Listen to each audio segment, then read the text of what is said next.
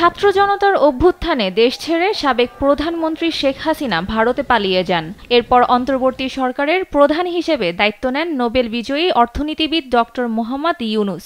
তার মেগাফোন কূটনীতিতে চাপের মুখে পড়েছে ভারত। শুক্রবার ব্রিটিশ সংবাদ মাধ্যম বিবিসির এক প্রতিবেদনে এ তথ্য জানানো হয়েছে। বিবিসির দক্ষিণ এশিয়া বিষয়ক সম্পাদক আনবার আহসান ইথিরাজান দুই দেশের মধ্যকার সম্পর্ক বিশ্লেষণ করেছেন। সেখানে শেখ হাসিনাকে ভারতপন্থী হিসেবে অভিহিত করা হয়। তার সময়ে অর্থনৈতিক সম্পর্কের দিক দিয়ে ভারত বাংলাদেশ বেশ ভালো সময় পার করেছে।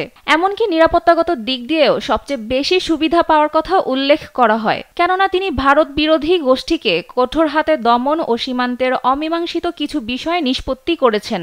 তিনি দেশ ছেড়ে যাওয়ায় ভারত ও বাংলাদেশের গভীর সম্পর্কের মধ্যে এক জটিল পরিস্থিতি সৃষ্টি হয়েছে।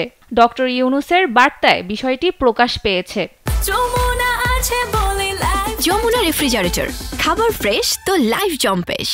গত সপ্তাহে ভারতীয় সংবাদ সংস্থা পিটিআইকে সাক্ষাৎকার দেন ডক্টর ইউনূস। সাক্ষাৎকারে তিনি জানান, শেখ হাসিনাকে দেশে না ফেরানো পর্যন্ত ভারতে অবস্থান করতে হলে তার চুপ থাকা উচিত। অন্যদিকে বৈষম্য বিরোধী ছাত্র আন্দোলনে হত্যাকাণ্ডের ঘটনায় তাকে দেশে ফিরিয়ে বিচারের মুখোমুখি করার জন্য চাপ বাড়ছে।